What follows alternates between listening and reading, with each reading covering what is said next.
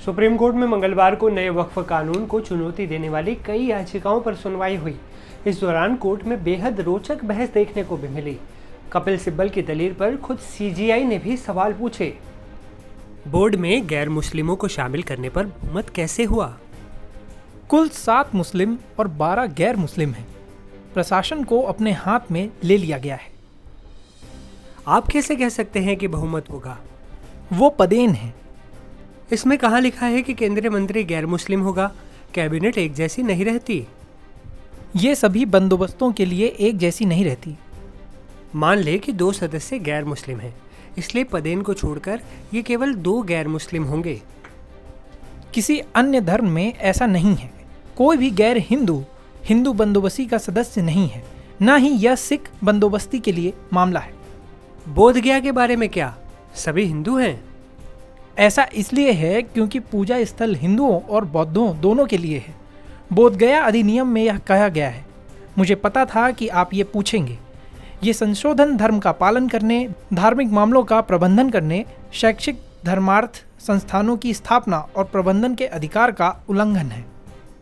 कपिल सिब्बल ने कोर्ट को वक्फ काउंसिल के गठन के बारे में बताया कि पहले इसमें केवल मुसलमान सदस्य थे और अब इसमें बहुसंख्यक गैर मुस्लिम हैं।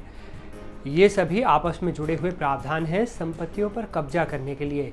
इस पर सीजीआई ने पूछा, आपका तर्क मुख्य रूप से ये था कि बोर्ड या परिषद में बहुसंख्यक गैर मुस्लिम होंगे।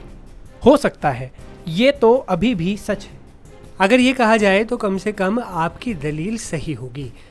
हम इसकी व्याख्या इस तरह कर सकते हैं कि पदेन के अलावा 2 और भी गैर मुस्लिम सदस्य हो सकते हैं। हमारी आपत्ति भी यही है कि किसी भी हिंदू धर्म स्थान की बंदोबस्ती में एक भी व्यक्ति गैर हिंदू नहीं है। यदि आप अन्य धार्मिक समुदाय को विशेषाधिकार दे रहे हैं तो यहाँ क्यों नहीं?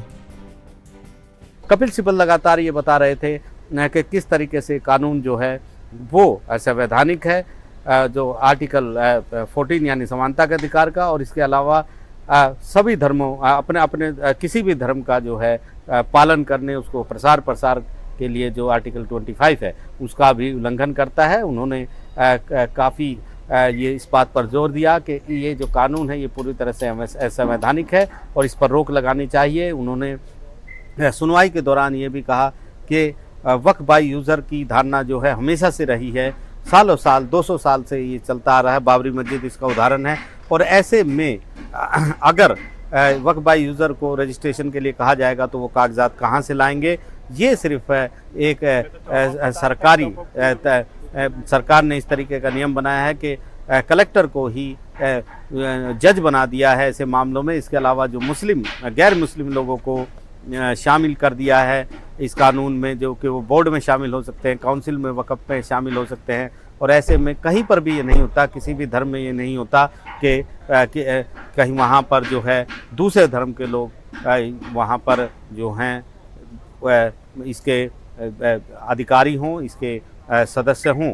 उन्होंने सिंघवी ने भी आर्ग्यू किया कि ये सिर्फ मुस्लिम समुदाय में भय पैदा करने के लिए, डर पैदा करने के लिए है कि आप सरकारी दफ्तर के चक्कर रजिस्ट्रेशन के लिए लगाते रहें।